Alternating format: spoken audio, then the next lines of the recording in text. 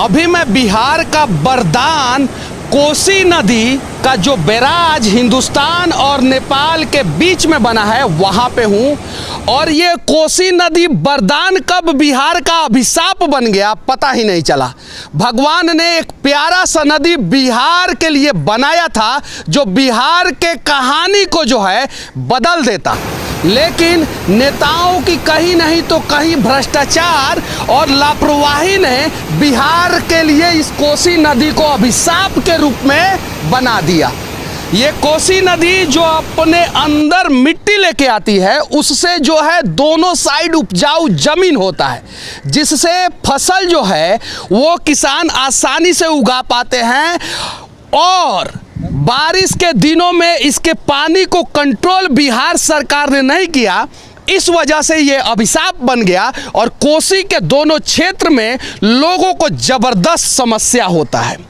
अटल बिहारी वाजपेयी का एक dream project था नदियों से नदियों को जोड़ना, और वो ड्रीम प्रोजेक्ट इसलिए था कि एक बार बिहार में बाढ़ आया था और कोसी क्षेत्र का हवाई सर्वेक्षण अटल बिहारी वाजपेयी कर रहे थे। जब उन्होंने देखा कि बिहार के गरीब लोग जो है पानी के नीचे डूबे हैं तो उन्होंने कहा कि बिहार की नदियों को जोड़ा जाएगा। और बिहार में मुख्य रूप से बाढ़ जो है 3 नदियों के कारण आता है, एक गंडक, बागमती और कोसी। बाकी सब नदियों के कारण बाढ़ आता है लेकिन कम बाढ़ आता है।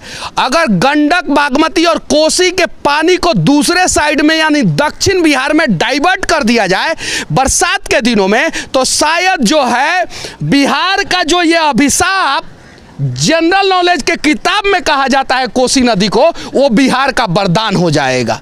बस दृढ़ इच्छा शक्ति चाहिए। हर साल कोसी जितना तबाही मचाता है उस पैसे का अगर सही इस्तेमाल 5 साल तक कर दिया जाए तो शायद जो है कोसी के पानी को, बागमती के पानी को और गंडक के पानी को दूसरे साइड में डाइवर्ट कर सकते हैं। और जिधर सूखा पड़ता है गाया के साइड में उधर पानी चला जाएगा, उधर का भी किसान खुशहाल हो जाएगा और इधर का भी किसान खुशहाल हो जाएगा।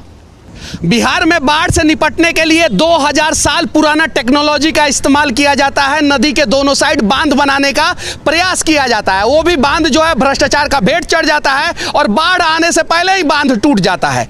सिर्फ बांध बनाकर बिहार में बाढ़ को कंट्रोल नहीं किया जा सकता है। बिहार को नीदरलैंड से सीखने की जरूरत है। वहां पे रूम फॉर रिवर प्रोजेक्ट है और कैनाल सिस्टम को डेवलप करने की जरूरत है। अगर यहां से पानी को डाइवर्ट करके उस एरिया में पहुंचा दिया गया जहां पे किसानों को धान की खेती के लिए ज्यादा से ज्यादा मात्रा में पानी की जरूरत पड़ती है, तो room for river project canal system को डेवलप किया जाए और सिर्फ बांध नहीं बनाया जाए, साथ में नदियों को नदियों से जोड़ा जाए, तब जाके बिहार में बाढ़ पे कंट्रोल किया जा सकता है।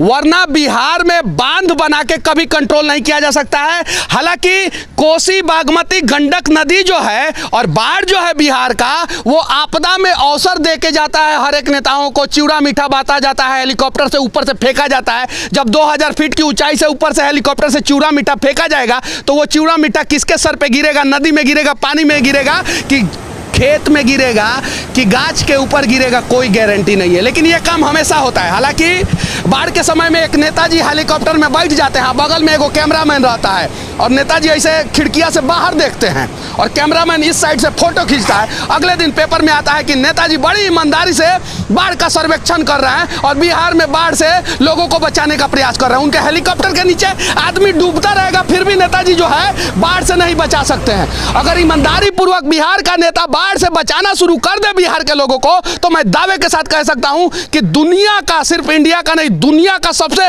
समृद्ध राज्य जो है वो बिहार बन जाएगा। लेकिन अभिशाप है कोसी, ऐसा जनरल नॉलेज के किताबों में पढ़ाया जाता है, लेकिन हमारे धर्म ग्रंथों में लिखा है कि बिहार का वरदान है ये कोसी। लेकिन उस वरदान को वरदान बनाने के लिए हम बिहार के लोगों को भी ईमानदारी पूर्वक प्रयास करना होगा। हालांकि मैं अभी नेपाल में खड़ा हूं, ये बैराज जो है वो नेपाल में बना है और उसके उस साइड जो है इंडिया है और यही बैराज कंट्रोल करता है बाढ़ के दिनों में पानी, और तब तक कंट्रोल करता है जब तक कोसी में पानी कम रहता है। जब ज़्यादा रहता है तो पूरा फाटक खोल दिया जाता है, पूरा फाटक खोल दिया जाता है। 9 लाख क्यूसेक फीट जो है पर सेकंड पानी इससे डिस्चार्ज होता है। समझते हैं क्या होता है बिहार के इंजीनियर?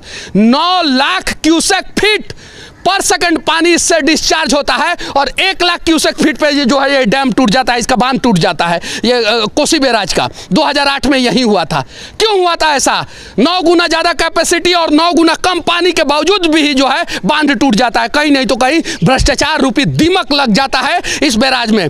1954 में बनना शुरू हुआ, 1962 में बन के तैयार हुआ, 1963 में पहली बार ये टूट गया। क्यों टूट गया? क्योंकि अंग्रेज अगर बनाए रहते तो ये 2000 साल तक भी टिका रहता। आज़ाद भारत के आज़ाद नेताओं ने बनाया था।